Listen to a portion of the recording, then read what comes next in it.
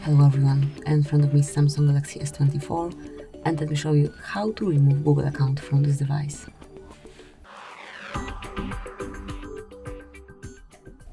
First of all, open the settings, then find and select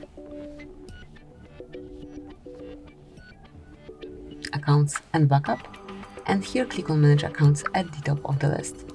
Choose the account that you want to remove, and all you have to do is to select Remove Account, then confirm it, tap on OK, enter a PIN code just to confirm, and that's it. As you can see, it has been deleted, it has been removed, and it is no longer connected with your Samsung.